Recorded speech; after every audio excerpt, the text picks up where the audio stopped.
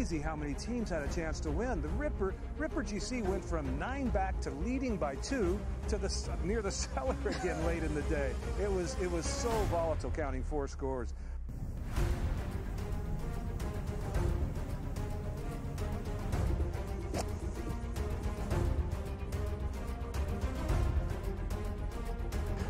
It was pretty nuts, but you know, the cliques have been cellar dwellers for basically 2.5 seasons, and they come out victorious today. That's awesome. It'll be the summer of the cliques, definitely. So, like I said, there's definitely more to come from us.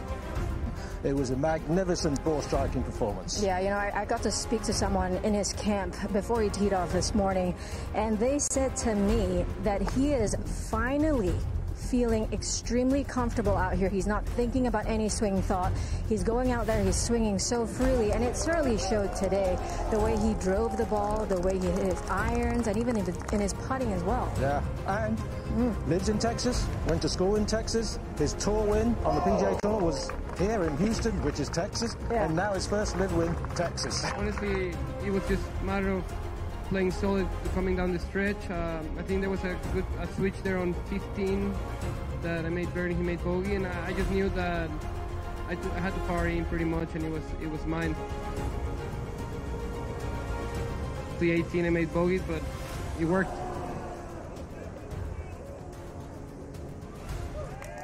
He played unbelievable, and he put pressure all the way to the end, and it was a good battle.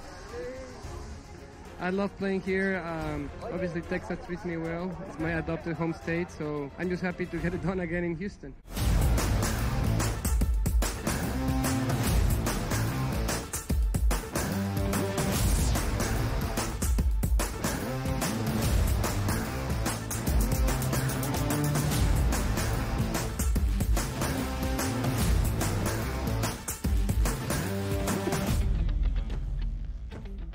Welcome to hour number 2, live right here on this Wednesday on the Early Line. I am Ben Stevens. My co-host, Donnie Rightside, is here. His mic is back open because we're not talking the College World Series anymore. It's the 2024 Stanley Cup Final to begin this second hour, and that means Kasey Hudson joining us live right here on this Wednesday morning on the grid. Kasey, we thought perhaps because the odds makers had the Panthers last night in Sunrise for game number 5 booked as a -154 home money line favorite, we will be recapping an NHL season and the end of a cup final. We were wrong. We're not done yet. We go to game 6 on Friday in Edmonton. We are still playing hockey this year, and that's a good thing as we say hello. Hello, and yes, it is exciting to still have hockey going on. You don't want to ever see a lame series, and that's kind of where we were going when the number started slamming a potential sweep. So, yes, we're happy that there's more hockey, but the team that's not happy today are the Florida Panthers, and especially their GM. Not too flashy of a performance out of these guys the last 2 games, so we're expecting a big turnover, hopefully, as they return to Alberta. 8-1 the last time we were in Edmonton. Game number 4 on Friday. 5-3 yesterday. The Oilers jump all over the Panthers, and they get to Sergei Bobrovsky once again. Kasey, 3-0 series lead for Florida after game number 3. Dominant in the first 2 and won the first one up in Alberta. And now we have seen the Oilers win 2 consecutive games. What has changed, in your estimation, here in the Cup final? Well, for starters, they found their foundation lines. Throughout this series, we've seen about 8 different line changes out of the Oilers. Last night was the first game where they cemented just 4 lines, and they kept the push of the attack going with those exact 4 lines. Something else that we're seeing and heading into this series that was going to be an X factor for the Oilers is a lot of the individual speed on their roster. They're kind of starting to flatten out the Panthers' defense a little bit, put them on their heels, and use their individual speed to create rushes and breakouts. And we obviously saw one of those breakout opportunities from Connor Brown, opening the scoring with the second shorthanded goal back-to-back to get things going for Edmonton. So they're getting a bit of a rhythm, but the only reason I'm not leaning too excitingly as to what Edmonton is doing is because they heavily rely on their special teams. That's where the momentum comes from. Even if they don't score on special teams, having a good attack for this team starts to kind of domino effect in their scoring ability. I've said that from the beginning, but they're picking up on both ends of special teams, so it's working in their favor. The Panthers just haven't looked themselves. they had to go through some line changes, and I think we're going to see adjustments to their fourth line as well as that Matthew Tkachuk, Rodriguez, and Bennett line to get things going again. Yeah, they definitely need some adjustments. Talk about the Panthers, at least trying to slow down Connor McDavid, who's been playing like he's from another planet, and maybe he is. 2 goals and 2 assists in a closeout game yesterday to extend that series here. I'm excited to see what we get in game number 6. But if you are the Florida Panthers, how do we go about slowing down Connor McDavid? He has been sensational here the past couple nights. Yeah, you don't ever want to see a guy be able to move the puck through 3 sweaters extremely easily, but that's always been Connor McDavid. We're seeing McDavid or McJesus magic just come to life. I've said it from the beginning, though, I don't think that Connor McDavid is going to be able to just continue to carry this team. And with that said, I don't think the Panthers are going to go into how do we contain Connor McDavid. They have to get back to their game plan. It worked for them to try to mirror the game that they had to go against, but you're kind of seeing a little fatigue on the Panthers. You're seeing them look a little out of their element, so they need to get back to whatever their foundation tends to be. We started to see that in the third period yesterday, so there's a glimmer of hope for this team. As I mentioned, there's probably going to be some significant line changes. We did see Lundberg come in for Lorentz. That might switch up again because Lundberg has been scored on more on that fourth line than Lorentz has, but he has more of a consistent physicality and time on ice. So there's options for this Florida Panthers team, and Paul Maurice obviously knows this team in and out. Another big thing is they're not really clicking on special teams. They've gone 1-13, I think, when it comes to executing on the power play. You can't do that versus one of the best penalty kills out there, and that's something that the Oilers don't get enough credit for. 43 for 44 over the last 15 games, sitting at a 97% on the penalty kill, and they're picking up 3 shorthanded goals. That is majestic for a team that relies on special teams to be their momentum swing. So the Panthers have to get back to being so dominant on 5-on-5. Their defensive structure has to step up. They were really good at picking up turnovers and forcing the puck away from the Oilers, and they just kind of kept losing the puck last night. Their passing lanes were sloppy, so they just have minor adjustments to make, and part of that I kind of chalk up to fatigue and them getting out of their element. The Panthers dominant in the first 2 games in Sunrise, a 3-goal margin in both, 3-0 in game number 1. Bob pitches a clean sheet, 4-1 in game 2. Despite game 3 going over in Edmonton, it was Florida really taking it to the Oilers in that matchup. And Kasey, since game 3, we have seen 3 consecutive overs in this series, over 5.5. And now we have a series at 3-2. So let's look at the odds. Where we stand ahead of Game 6 on Friday night with a couple of days off in the Stanley Cup final. Florida entered last night minus 1,200 outright to win its first Stanley Cup in franchise history. Now it's only minus 360. We have seen a team come back from an 0-3 deficit in the Stanley Cup postseason 4 different times, unlike the NBA, even once in the Stanley Cup final, albeit way back in 1942. So you're saying there's a chance, but is there really? Yes. For me, it's always been Panthers in 6 because I never wanted to disrespect Edmonton. Obviously, Connor McDavid deserves what he's getting right now or what he's aiming towards, and they are a strong team. They're one of the better teams when it comes to scoring, but the Panthers are still the most complete team in my opinion. They kind of fell off that solid 60 minutes of hockey. When they can at least pick up a goal in the first 40 minutes, then they're typically in control. They've been eliminated out of that first period in these last 2 games. The Oilers have found chances to execute and come out hot. Second period has always been the highest scoring period for the Edmonton Oilers this season and postseason. So maybe something to look at those second period overs now that things are kind of heating up and there's a chance for the Oilers. But I've had the Panthers in 6. Grabowski needs to get back on top of it. The Oilers have created more traffic in front of him, so it seems like he got a little too content. He's playing a little too deep in his net. Minor adjustments that the Panthers can make to get back on track. So after seeing that push last night, you know that it's there. And here's a scary thing. Matthew Tkachuk looked like Matthew Klutchuk all over again last night. The diving save last minute for the empty netter, his persistence, his push, his drive, his ability to get on the scoreboard. When Matthew Tkachuk starts getting hot in something, that's a scary thing to look out for. And if they open up game 6 with the Tkachuk, Rodriguez, and Bennett line, I think we're in for a big battle that can swing in favor of Panthers in 6.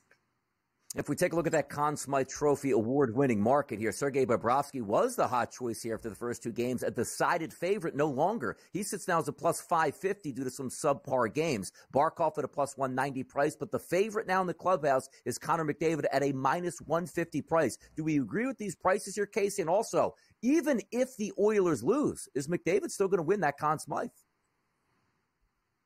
Connor McDavid deserves it, hands down. I mean, to think that a lot of what works for his team is contingent upon his ability to create these key assists or his ability to just get the job done himself. Again, getting the puck through three sweaters is not an easy task, and he just makes it look so effortless, so consistently. And this team wouldn't be as far as they are without Connor doing what he's done.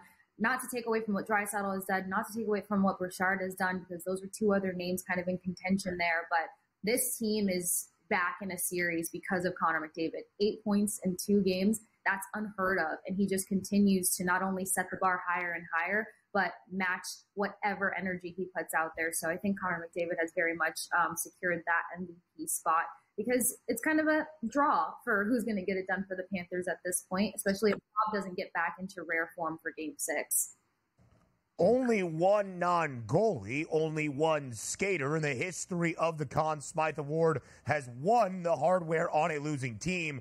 Donnie's Flyers back in 1976, and a man by the name of Reggie Leach. Kasey Hudson, we appreciate your time. Thank you for being here on the early line on this Wednesday. More coming your way next.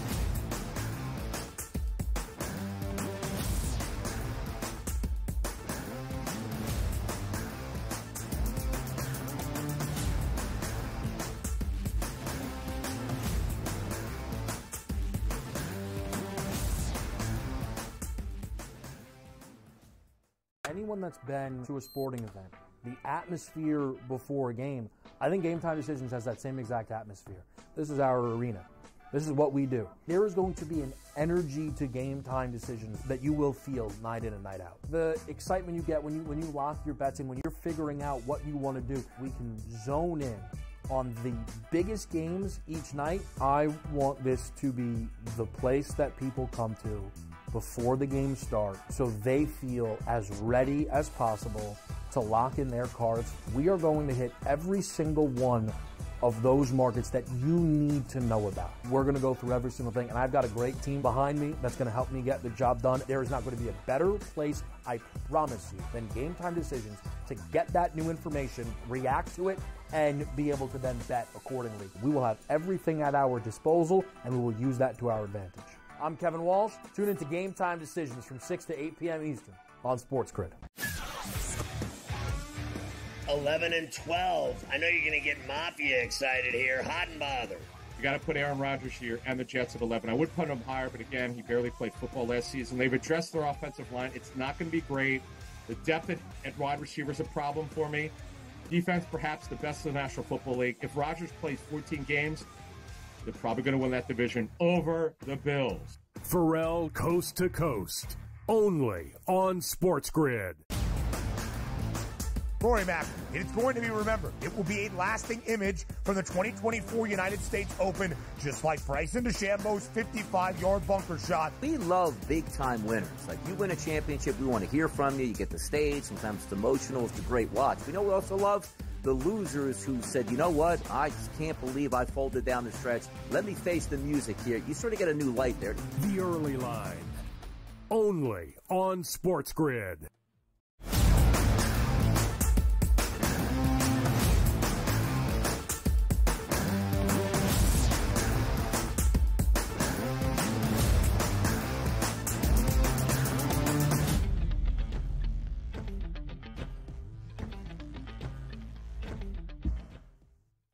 I'll tell you one thing.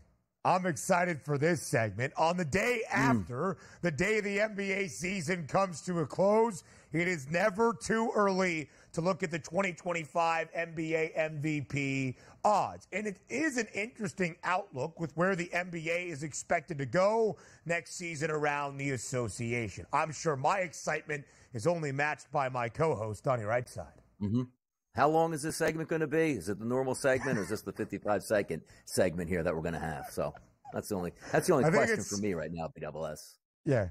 It's about a normal one, about 8 minutes of time. Nikola Jokic and Luka Doncic, co-favorites as of this moment, entering the 2024-25 NBA campaign. Of course, the Joker has won 3 NBA MVP awards in the past 4 seasons. So, I will say this right now. I'll say the same thing in October if asked again. Do not bet Nikola Jokic to win the NBA MVP award. You are going to be giving away your money. It does not matter if his stats match what he has done in any of his 3 NBA MVP winning campaigns, or even 2 years ago when he came up short against Joel Embiid. He is not going to win it. Voter fatigue and the narrative behind it will take its toll. That's why my bet, although it's the second shortest number alongside Jokic at plus 380, is going to be on Luka Doncic. It feels like his time to win the NBA MVP award. He came up short in the NBA Finals. Maybe a lasting image will be some of the frustration that overwhelmed his play at times for the Dallas Mavericks in this NBA Championship Series. But it feels like Luka Doncic, who can put up historic stats and numbers like we have seen from Nikola Jokic in the last half decade in the NBA, is going to win the NBA MVP award this upcoming year. My money's on Luka.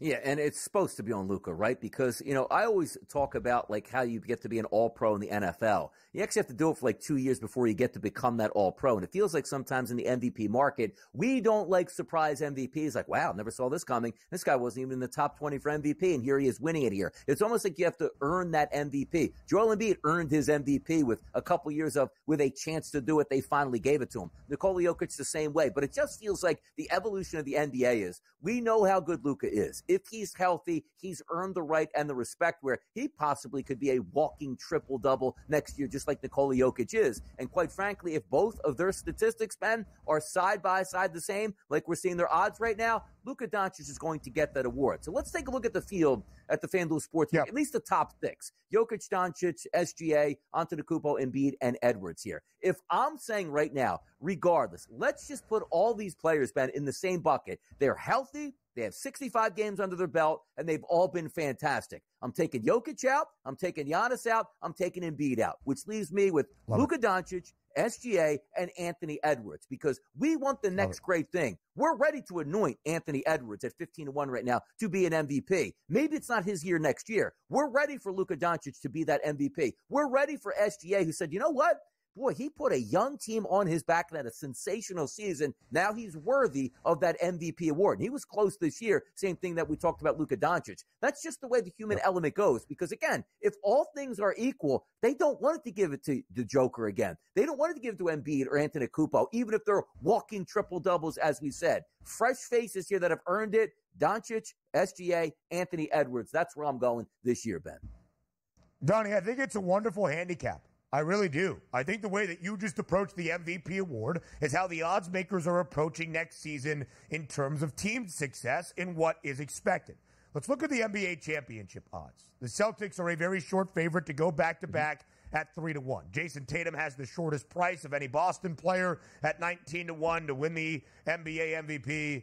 It's not going to happen. The guy couldn't win the ECF MVP or the NBA Finals MVP on his own team. The Denver Nuggets have the second shortest price at plus 750, but we just shared. Nikola Jokic has won 3 NBA MVP awards in the last 4 years. He's not winning it for a 4th time in 5 seasons. It's not happening regardless of how ridiculous his stats and historic they will end up being. And we're not saying he's going to have a bad year and start averaging 26-4. He's still going to average damn near a triple-double. He's just not winning it.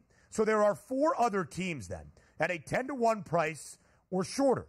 The Timberwolves at plus 850, the Mavs at 9-1, and the Bucks and the Thunder at a 10-1 price, each of those 2 clubs. Anthony Edwards plays for Minnesota, Luka Doncic plays for Dallas, and Shai Gilgeous-Alexander plays for OKC. The odds makers are expecting a new evolution and era, if you will, in terms of NBA title contenders, and that's led by the young superstars in terms of the MVP race. Shai Gilgeous-Alexander, if he plays 75 regular season games next year, is probably going to score 30-plus in 50 of them. Anthony Edwards is a budding superstar with the personality to match, and Luka Doncic, as we all well know, can put up historic stats like we have ever seen. Remember when he had 6 consecutive games of a 30-point triple-double? Might have even been 7 in a row as I try to think back to February and March. Nobody in the history of the association had ever done that. What was the amount of points? Did he score 72? 72 in a game back in December or January? Luka Doncic can do those things and accomplish those feats. It's why he gets my money. But if not him, I think SGA and the Ant-Man make a ton of sense as well.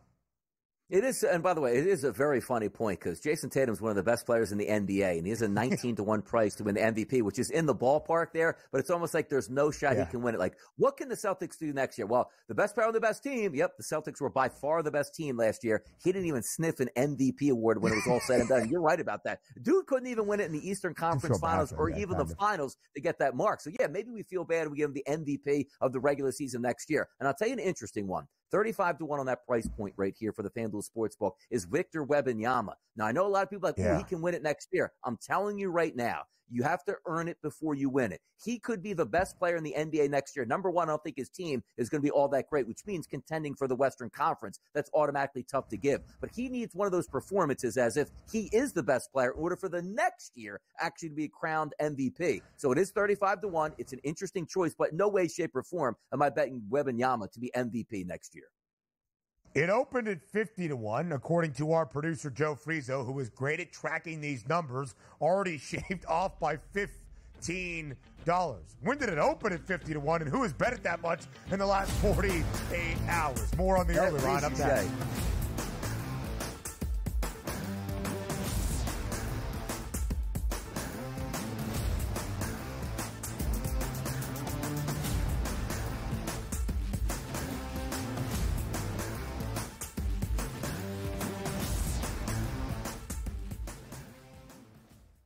Anyone that's been to a sporting event, the atmosphere before a game, I think Game Time Decisions has that same exact atmosphere. This is our arena. This is what we do. There is going to be an energy to Game Time Decisions that you will feel night in and night out. The excitement you get when you lock your bets in, when you're figuring out what you want to do, we can zone in on the biggest games each night. I want this to be the place that people come to before the games start so they feel as ready as possible to lock in their cards. We are going to hit every single one of those markets that you need to know about. We're going to go through every single thing, and I've got a great team behind me that's going to help me get the job done. There is not going to be a better place, I promise you, than Game Time Decisions to get that new information, react to it, and be able to then bet accordingly. We will have everything at our disposal, and we will use that to our advantage. I'm Kevin Walsh. Tune into Game Time Decisions from 6 to 8 p.m. Eastern on SportsGrid. 11-12. I know you're going to get Mafia excited here. Hot and bothered. You got to put Aaron Rodgers here and the Jets at 11. I would put him higher, but again, he barely played football last season. They've addressed their offensive line. It's not going to be great. The depth at wide receiver is a problem for me. Defense, perhaps the best in the National Football League. If Rodgers plays 14 games, they're probably going to win that division over the Bills. Pharrell Coast to Coast, only on SportsGrid. Rory Mack, it's going to be remembered. It will be a lasting image from the 2024 United States Open, just like Bryson DeChambeau's 55-yard bunker shot. We love big-time winners. Like, you win a championship, we want to hear from you. You get the stage. Sometimes it's emotional. It's a great watch. We know we also love the losers who said, you know what, I just can't believe I folded down the stretch. Let me face the music here. You sort of get a new light there. The Early Line, only on SportsGrid.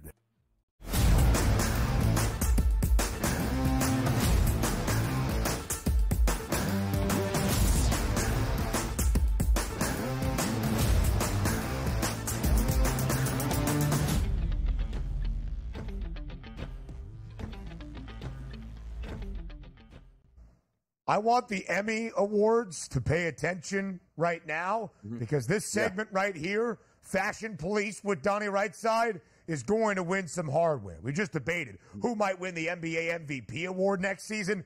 Who cares? This is award winning.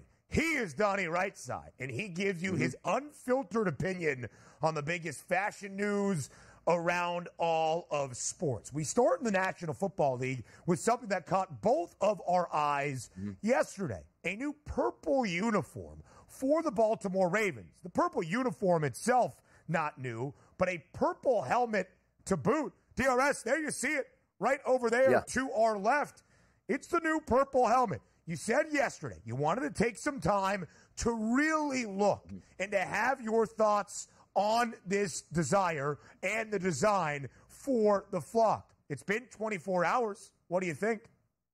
I like it. I think this look is really sleek and clean. And I always put it like into my terms. Like when you get the blessing of the wide receiver position on the uniform, that's when you know it's good. Like you don't look to the big 100%. Uglies on the offensive line like, how's this uniform fitting? They don't care. Do you think the big guys want to look again like Grimace on the line, which is what they're going to look at? No, they don't. But that's not who we look at. It's skill position that fills up the uniform to completion here. Now look at that uniform right there that you sing.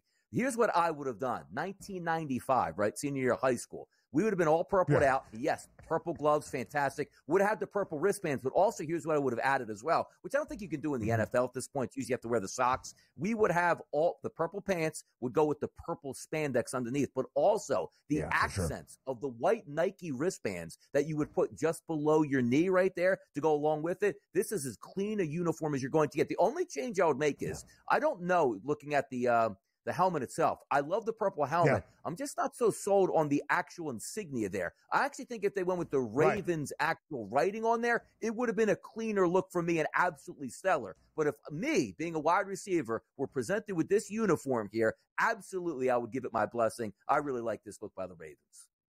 I was going to say my only critique and the only thing that I would add is the actual logo is not the Baltimore Ravens logo for this Purple Rising kit. That is what the uniform is known as. I would have kept the same Raven and not made it so purple on purple, or maybe like a gold script R on there for like Ravens. That would have been really, really cool. But I love the gold face mask, and I love a purple uniform. It is sensational. I love when LSU rocks the purple. I love when Clemson rocks the purple in college football. This Purple Rising uniform from the Baltimore Ravens is good. I also love the Donnie Rightside metric and standard for what is considered a good jersey in the National Football League. Can a wide receiver truly swag it out? Everybody in the Charm City says yes. That's why the Century Red for the New York Giants had no chance, because Malik Neighbors, about 2 weeks after being drafted, said, I can't even swag this out. I'm not going to lie. Yeah, and again, when you're seeing like these uniform releases here, it's very rare that they give you like a defensive tackle or an offensive tackle. You put the skill positions up there because they can model the uniforms, and that's a good look right there. So the Ravens supposed to have a really good team. I'm backing these uniforms here. That is a really good look out of the Ravens. I like this. A really, really good look. I agree with you, Donnie. And when you mention what the big uglies, the hog mollies up front might look like in wearing those uniforms, and you bring up Grimace, right now in the world of sports, that's not a bad thing. Could lead to success for the Baltimore Ravens on the football field in the all-purple. The Olympics start in just over a month. And Donnie Rightside, if there is one thing that he loves in the sports landscape, it is the Olympiad. Team USA will be wearing these uniforms for the opening and closing ceremonies of the Paris Olympics and the Paris Paralympics. There you can see the blazer look, sponsored by Ralph Lauren, and more of like a track kind of look on the bottom, like a racing uniform, if you will. Katie Ledecky front and center, by the way, on the bottom, a historic swimmer in the pool. Donnie, what are your thoughts on what Team USA will be wearing at opening and closing ceremonies? Now, look, if anybody, like if upper management is watching right now on the SportsGrid Network, you take a look at that first photo on top. Ours. SportsGrid Network, upper management, watching the show right now. You take a look at the top picture right there with the Blazers. That's a fantastic look. So, PFT, CFT, matching Blazers here. I mean, unbelievable good look. I support that. That means the U.S. is all business heading into it. The second one here, I don't know what we're trying to deal with. Are we trying to jump into like a NASCAR race at this point and try to say, hey, NASCAR race coming up at 3 p.m. after the Olympics are over? I don't know what we're doing in that bottom picture. Top picture, A+, A+. Give us the award now. Emmy committee, more TEL next.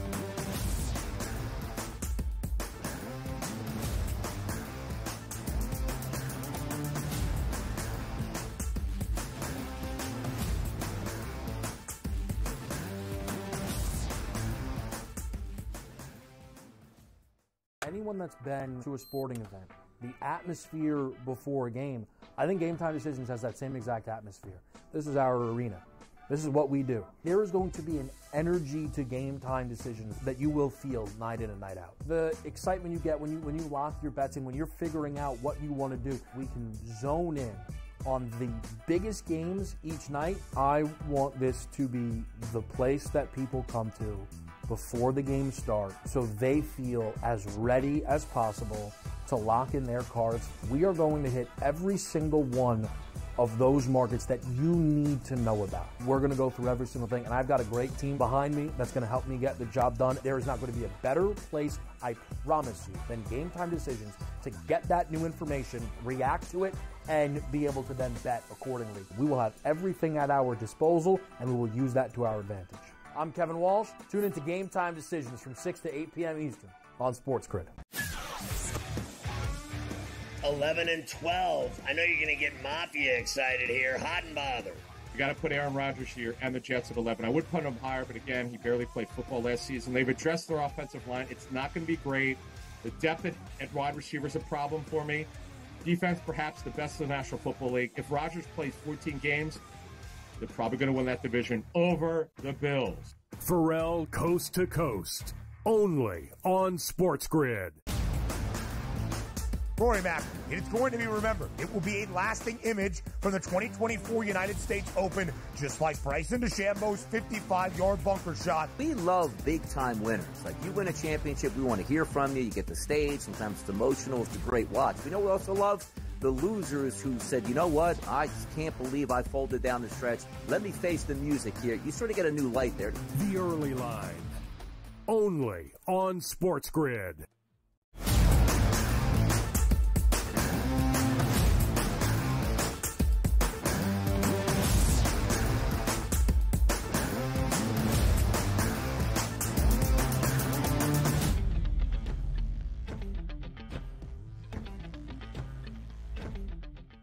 Big breaking news in the NBA. After making Monty Williams one of the highest paid coaches in the association last offseason, the Detroit Pistons have fired Monty Williams. ESPN's Adrian Wojnarowski doing that reporting. I'm not able to follow him on Twitter because he blocked me. So, Donnie, I'm just learning this information as we speak. Oh, here I see it now. After one season, the Detroit Pistons have dismissed head coach Monty Williams, who leaves with 5 years and more than $65 million left on his deal. And on top of that, we have some more breaking news in basketball that we'll get to in a little bit. But quickly, Donnie, before we go into baseball, because Jack McMullen is here, your rapid-fire reaction on the Pistons canning Monty Williams. We'll keep it quick here. You know me, Ben, what I say in the NBA. You are hired to be fired. The winner in this day is not the Detroit Pistons. It is Monty Williams. It's everybody's dream to get paid on a, 5 to 6 year deal, work 1 year and get your full salary where you never have to coach again. Congratulations to Monty. He was in a terrible spot on a terrible basketball team, but he truly is the biggest winner of the day for getting fired. I would love to be fired with $65 million being wired into my account probably within a week. Yeah. That is tremendous here. We'll see where the Pistons go, but he's the big winner today. No doubt about it. Yeah, you would think so. The Pistons finishing in dead last once again in the association. Got no luck in the lottery. They will draft 5th overall next week. And by the way, all NBA forward Pascal Siakam intends to sign a new 4-year, $189.5 million max contract to return to the Indiana Pacers. A lot happening in the state of Indiana. In Indianapolis, that's where we find Jack McMullen for his MLB map on this Wednesday. Jack, any thoughts on the basketball news that we just led off with your segment here? I absolutely love Donnie's take on that. And I'm just thinking about Jimbo Fisher and how wide he's smiling right now. It's like, welcome to the club, brother. This is awesome. So, yeah, isn't it what Mina Kimes that says, I dream of being a fired college football coach one day? Yeah. Oh, that is my dream as well. My kids one day will have dreams of being a lawyer or a doctor or somebody helping out the world, and I will say no. You are only going to try to work in college football to be a head coach that has a very large buyout, because that is success, Jack. Yeah, and you can't be too good. That's the thing, right? It's, hey, if you're too good, they're going to want you to get into coaching. So if you're all right, you got to go into broadcasting. And like same deal with college football coaches. If you're too good, you stick around. If you're fine, if you're getting a bunch of 9-win seasons, then like, hey, this isn't the Georgia standard. Thank you very much for your services. Yeah, the Detroit Pistons standard as of late has been struggling. But again, we'll save the association for another time, because some big news and a big day in baseball. Garrett Cole makes his return to the mound tonight inside Yankee Stadium, his season debut here in 2024. The reigning American League Cy Young Award winner takes on the Baltimore Orioles tonight up in the Bronx. The Yanks booked as a hefty favorite in Cole's return at -172 on the money line, Jack. But what is your expectation for Garrett Cole in his season debut? Same thing we saw last year. I'm going to keep it simple. We got the best pitcher on the planet back, and I'm very excited to see the best pitcher on the planet throw again. He punched out 10 in 4 1/3 in his one start with AAA Scranton. Before that, he was nails in his 2, kind of like sheltered starts in Somerset. So this guy is ready to go, and there's no reason to think that he's going to be timid off the shelf. Like, if there's anything to describe Garrett Cole, it is certainly not shy around the strike zone. So I expect him to go after Baltimore, and he's going to match the level that this Orioles offense is playing at right now. This turned into a huge game when this was announced over the weekend that Cole would be back on Wednesday. And listen, they've got a rookie on the other side in Cade Povich. This could be one of those Yankee maulings that makes Yankee fans do backflips in the Bronx. Yeah, that's what's going to be so much fun to watch here, Jack, because it's not as if you're getting back like a number 2 or number 3 pitcher. You want to see how it goes. You are getting back the best pitcher in Major League Baseball last year as the Cy Young Award winner, and also on a team that, coming out of spring training, there are a lot more question marks than we thought about the Yankees than answers, and they have been sensational all the way through, now getting their Cy Young Award-winning pitcher back, which lends me to believe we are going to have a great summer. Talk to me a little bit about the Yankees and the Orioles and that rivalry throughout the rest of the summer, maybe making some additions, and also how happy with either side are you? Yankees have been great. Orioles have been great, and away we go. It has been awesome, and I love this 2-horse race at the top. I know Sunday Night Baseball keeps on force-feeding Yankees-Red Sox to us, and I understand that Yankees-Red Sox has about 70 years of capital, but as it stands right now, like I know Dodgers-Giants is the thing on the West Coast, I am more inclined to watch Dodgers-Padres than Dodgers-Giants, because there is recent bad blood there. Those teams don't like each other in 2024. I'm not saying that the Yankees and the Orioles don't like each other in 2024, but those are two very clearly the best teams in the American League as it stands right now. And that, I think, is perfect for a current rivalry. You have the young and exciting Baltimore offense. You have Aaron Judge and Juan Soto on the other side. And then you run out of Garrett Cole here. Nestor Cortez just went, 6 shutout last night? And, I mean, you've got Corbin Burns on the other side, too. I don't think he lines up to start against the Yankees this week. But, I mean, man, this is the goods for a race all summer long going into September in the American League East to see who the best team in the American League actually is. And after New York's win in the opener yesterday, still just a 2.5-game distinction between these two clubs. It adds that significance to this series, and Garrett Cole making his season debut and return. We've got a ton of day baseball on this Wednesday, an early start in Atlanta for a really good matchup on the mound. The Braves throw out Reynaldo Lopez, who has been a revelation this year for Atlanta, and Tarek Skubal, the American League Cy Young favorite this year, gets the start for Detroit. Jack, how good is this pitching matchup today in the ATL? One of the better that we've seen this year, Reynaldo Lopez and Garrett Crochet. It's funny because Reynaldo Lopez is one of the classic White Sox that goes elsewhere and performs exceptionally well. But who could have thought that this guy would be rocking a sub-2 and be an innings eater after he was a reliever for the last 2-3 seasons? But Reynaldo Lopez has been much better than I expected, and he's got that bowling ball type feel.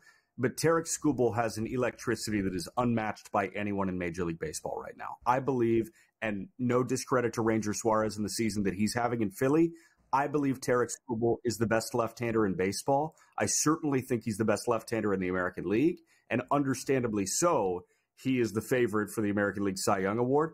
It is a two-horse race, and Corbin Burnes has shown us sustainability over the last several years. Tarek Skubal has put together good stretches. He has yet to put together an elite Cy Young caliber season. I do firmly believe that this is the year that Tarek Skubal puts together that full Cy Young caliber season. But Burnes, man, he'll be nipping at his heels the entire way. Yeah, it looks like a two-horse race there, Jack. By the way, quickly on this, the New York Mets and the Texas Rangers going to tee it up once again. And what has gotten in to those New York Mets, particularly at the plate? It's roughly a pick-em down there today. Do we expect more good times from the Mets, or is this just a mirage?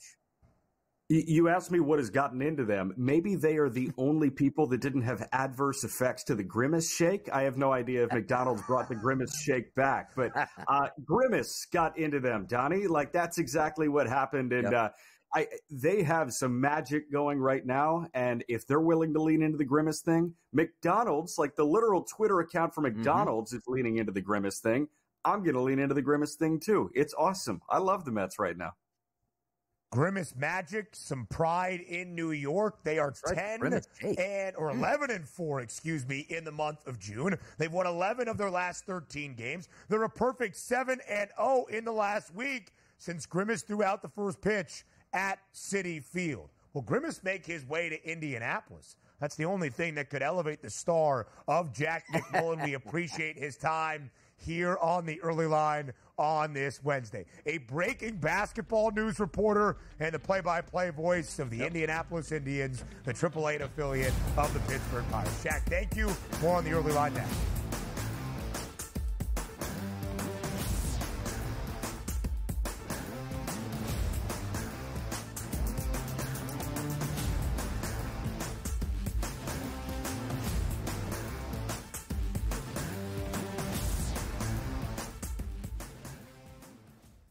Anyone that's been to a sporting event, the atmosphere before a game, I think Game Time Decisions has that same exact atmosphere. This is our arena. This is what we do. There is going to be an energy to Game Time Decisions that you will feel night in and night out. The excitement you get when you lock your bets in, when you're figuring out what you want to do, we can zone in on the biggest games each night. I want this to be the place that people come to before the games start so they feel as ready as possible to lock in their cards. We are going to hit every single one of those markets that you need to know about. We're going to go through every single thing, and I've got a great team behind me that's going to help me get the job done. There is not going to be a better place, I promise you, than Game Time Decisions to get that new information, react to it, and be able to then bet accordingly. We will have everything at our disposal, and we will use that to our advantage. I'm Kevin Walsh. Tune into Game Time Decisions from 6 to 8 p.m. Eastern on SportsGrid. 11-12. I know you're going to get Mafia excited here. Hot and bothered. You got to put Aaron Rodgers here and the Jets at 11. I would put him higher, but again, he barely played football last season. They've addressed their offensive line. It's not going to be great. The depth at wide receiver is a problem for me. Defense, perhaps the best in the National Football League. If Rodgers plays 14 games, they're probably going to win that division over the Bills. Pharrell Coast to Coast, only on SportsGrid. Rory Mack, it's going to be remembered. It will be a lasting image from the 2024 United States Open, just like Bryson DeChambeau's 55-yard bunker shot. We love big-time winners. Like, you win a championship, we want to hear from you. You get the stage. Sometimes it's emotional. It's a great watch. We know we also love the losers who said, you know what, I just can't believe I folded down the stretch. Let me face the music here. You sort of get a new light there. The Early Line, only on SportsGrid.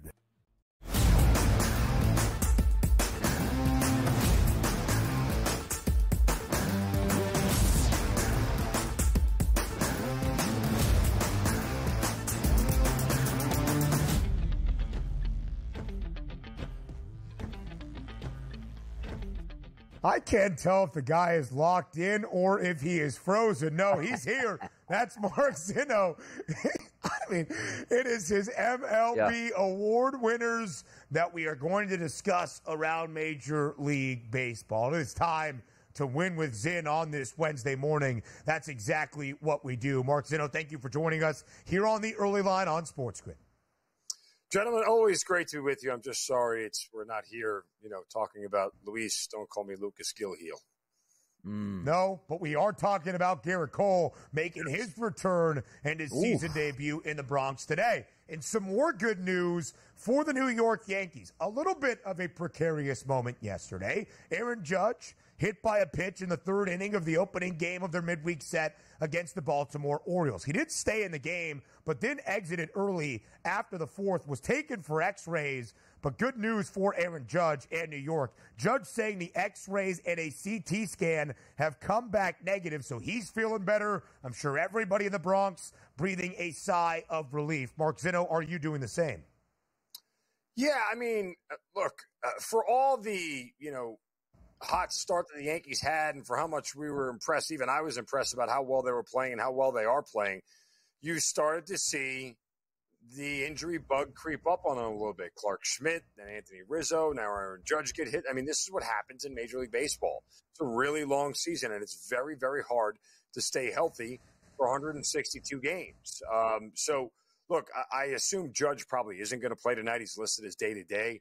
I'm sure they'll give him a day off, and I'm not even sure if they're off on Thursday. No, they're not, because the series started on Tuesday. So, again, depending on the situation here, but Judge said after the game last night he was okay. It was a sigh of relief. No fractures or anything, just a little bit of a bruise. So we'll see how quickly he gets back in the lineup. But they are certainly going to be a much different team without him. By the way, he's been stellar this season, and so have the Yankees. And also, as we talked about today, getting that big pitcher back on the mound, the Cy Young Award winner, Gerrit Cole. We'll see how that moves forward. But if we are looking at the AL MVP race, it's still two top contenders on the Yankees. And by the way, Judge, typically when you look at these races, specifically in the month of June, you're at least getting plus money out there. Judge, a minus 110 price, followed by Soto at a 4-1 price, then Gunnar Henderson and Bobby Witt Jr. Is this race in the AL just going to come down here, Mark, to these two Yankees, or can somebody else, do you believe, creep into that market? Of course somebody else can creep into the market, but you literally cannot bet an MVP favorite with 4 months left in the season that is at minus money. That is just a bad decision. Like, you can't lay extra juice here in this spot. So pass on buying on Judge to win anything at this point in time. It's just not a number that I'm interested in. Oh, by the way, there's a really big argument that Juan Soto is actually more the Yankees MVP than Aaron Judge's this year, despite Judge's eye-popping numbers. Soto has been a presence in the middle of this lineup, and there's an argument to say that Judge might not have the numbers he has without a little protection from Soto in the lineup as well. So, yeah, I still think that there are some other guys who can work their way into this because health is going to be a major factor for both of those guys, I believe, down the stretch. But, look, if Judge stays healthy, he's not going to lose this award. If Soto stays healthy, he's not going to be right behind him. It's just a question of whether that happens. So it was a little bit stronger on Aaron Judge in minus money over the weekend to win the American League MVP award because of how sensational he has been over the last month and a half. But with the injury, although we're not entirely sure what his status is in the next coming days, we expect Aaron Judge to be back on the diamond pretty quickly. The odds did move ever so slightly.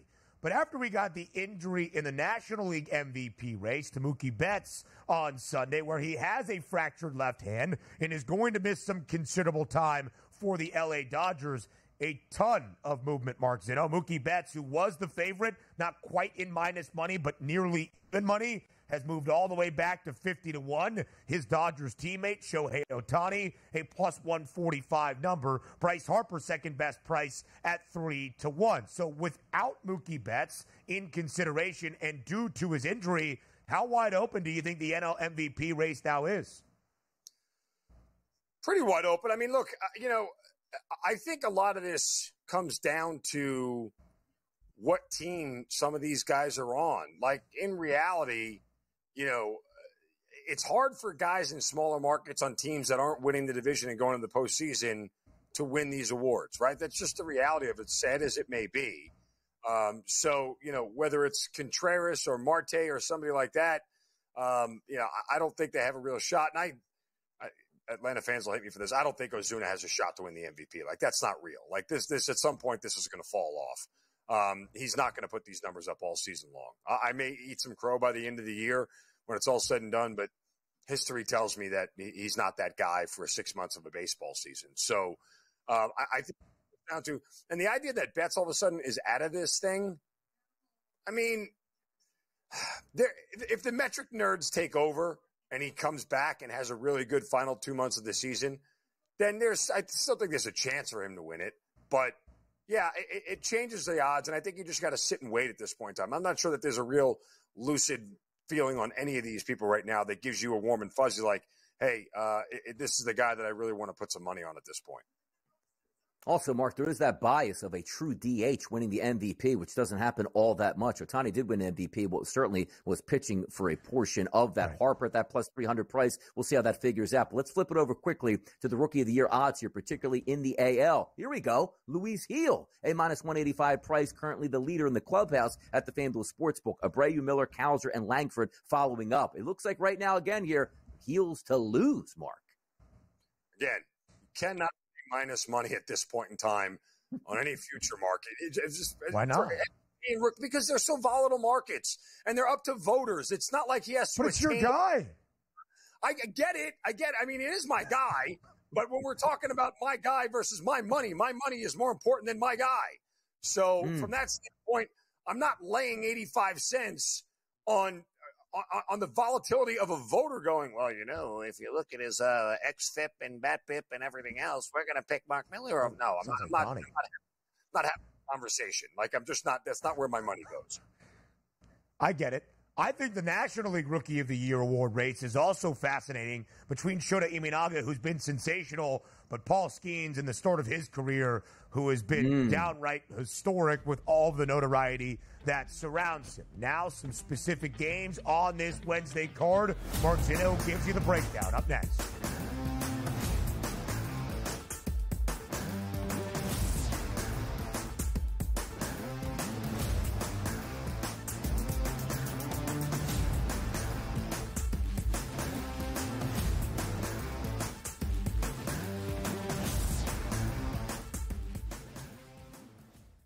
Anyone that's been to a sporting event, the atmosphere before a game, I think Game Time Decisions has that same exact atmosphere. This is our arena.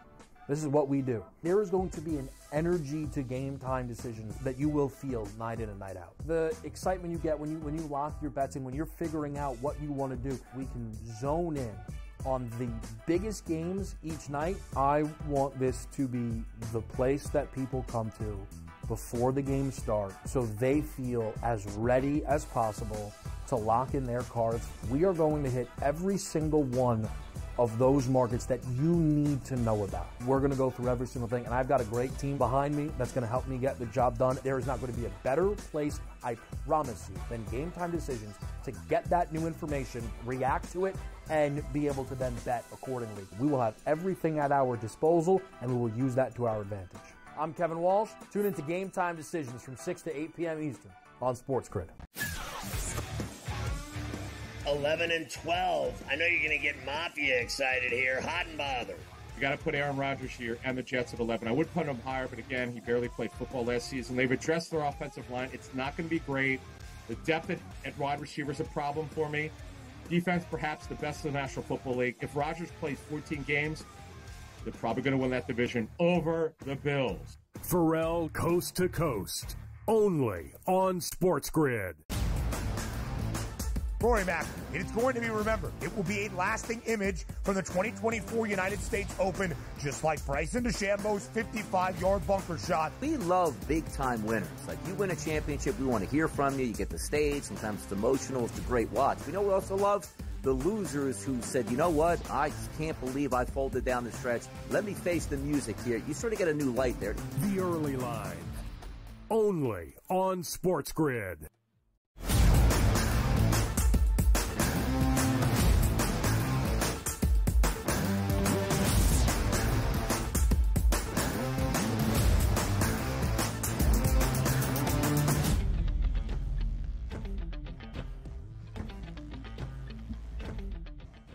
Garrett Cole makes his 2024 MLB season debut today in the Bronx against the Baltimore Orioles. The reigning American League Cy Young Award winner now makes his first start of this 2024 campaign. Zinno, the odds expect the Yanks to celebrate Cole's return with a victory. Minus 172, the price on New York at home in the Bronx today. What is your expectation for Garrett Cole? And by that, I mean, how many pitches does Aaron Boone let him throw? How deep into this game does Garrett Cole go? He'll probably get 65 to 70 pitches. I mean, I can't see him letting him throw much more than that, especially given the nature of the injury that he has and was to his elbow. They're not going to pitch, if he gets through 4, I'd almost be surprised, unless he's highly economical. But I think around that 60, 65 pitch limit is where we're going to see him go, and then the Yankees are prepared to let their bullpen take over and do the rest of the work. I mean, it's going to be really curious to see, if he manages to get through this thing without going back on the IL again due to the elbow.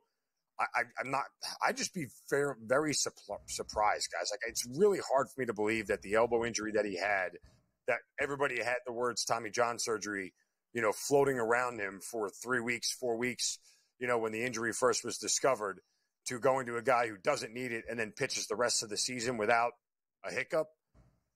It's those are odds that feel long to me. By the way, when you're taking a look at this as from a handicapping perspective, how do you approach pitchers? And obviously pedigree pitchers like Cole coming back off of the DL, because if we look at the FanDuel Sportsbook, overnight that line was minus 188. It's now minus 166. So some of that money coming in on Baltimore, who's good. Does that get left off of your card? You sometimes jump in and be like, hey, man, I think he's going to be great based on what his starts were in the minor leagues before coming back up. I mean, this is why odds makers were smart enough to sucker people in with a first 5 bet. I mean, that's the way you play. It's like there are certain guys that I would have reservations about when they come off the IL.